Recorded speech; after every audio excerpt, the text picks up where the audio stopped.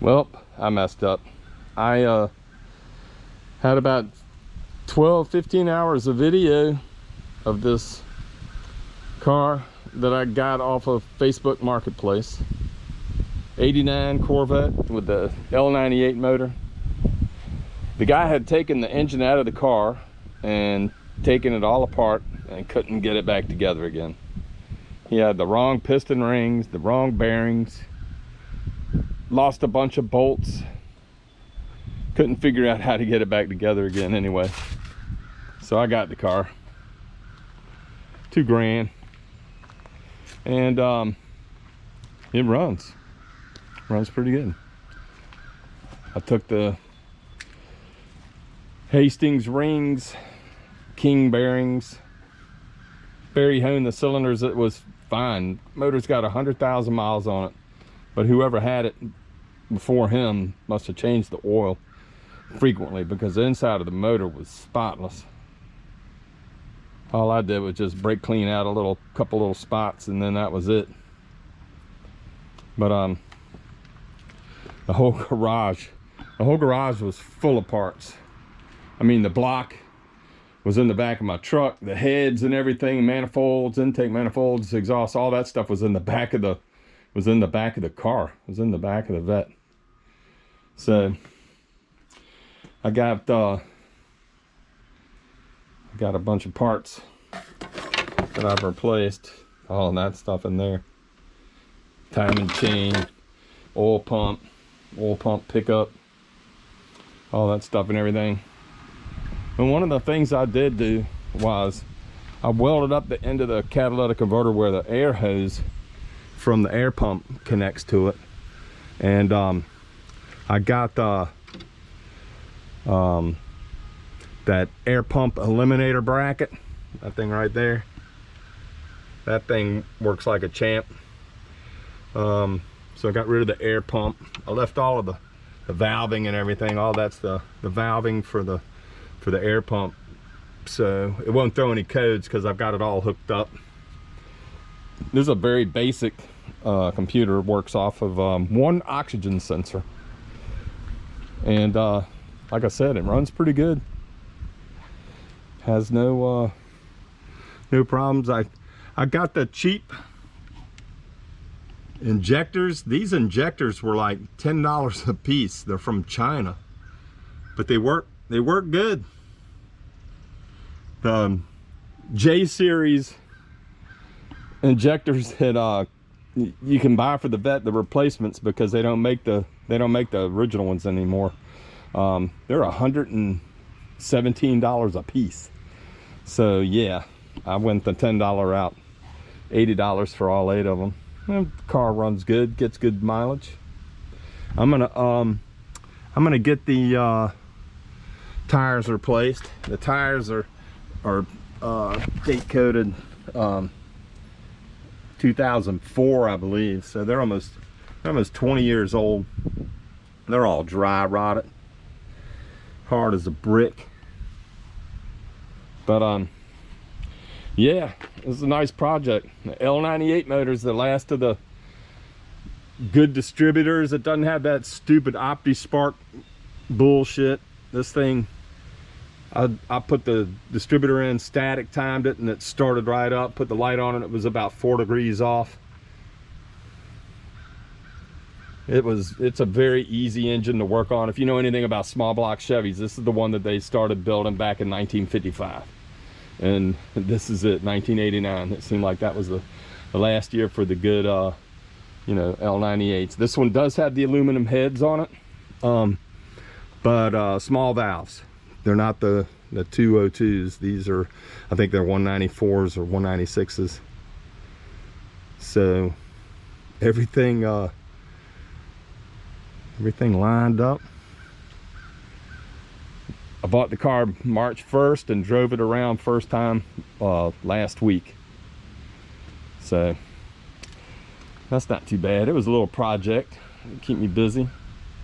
I did the modification where you cut out the front of the air box. Everybody says that's a mod. Inside the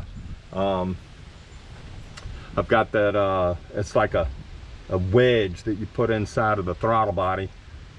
It helps the air flow. I got that in there.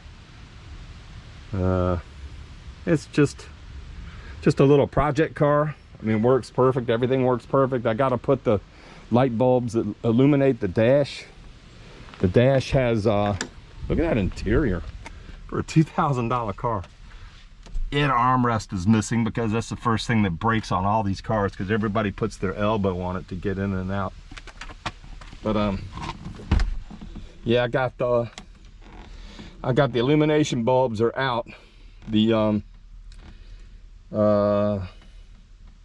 gauge cluster works. Everything works. You can barely see it on a bright day. You can't see it, but the light's just right. You can see the gauges. The gauges all work. Everything works. It has 100 and I think it has 108,000. Oh, it has 105,373 miles.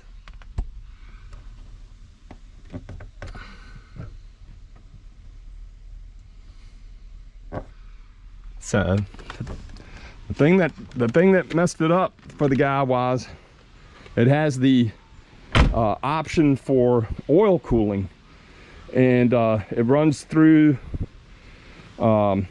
soft lines and hard lines, and the hard line runs underneath the motor. It cuts across underneath the motor by the oil pan over by the motor mount. Well, it rubbed on the motor mount and rubbed a hole in it, and he overheated the motor. Of course, it melted the head gaskets out of it, and he never got it running since then. And I think he said that was in 2000, let's see, his last insurance card was 2007.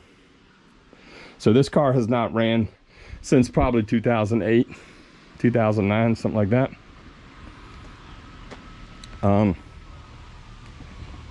The heater, air conditioner, blower motor resistor went bad, so you got to take this off.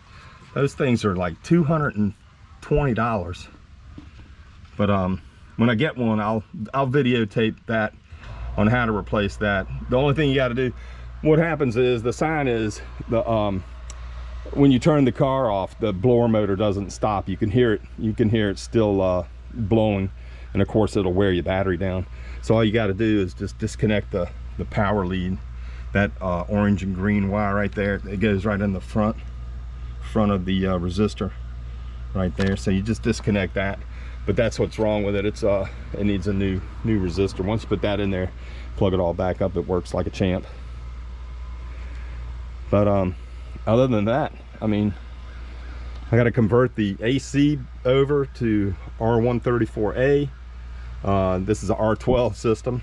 I've got all the O-rings and all of the piping and everything for the conversion, and the new orifice tube. You can see down there, that's the R12 orifice tube. That won't work with 134A.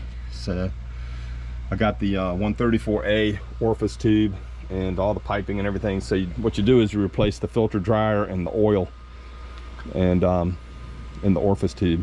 Then you can load it up with 134A, and bam, you got ice cold air conditioning again. And that compressor right there is the original compressor, and it still works. So yeah, I might videotape that if anybody's interested in watching that. But for the most part, that's how it goes.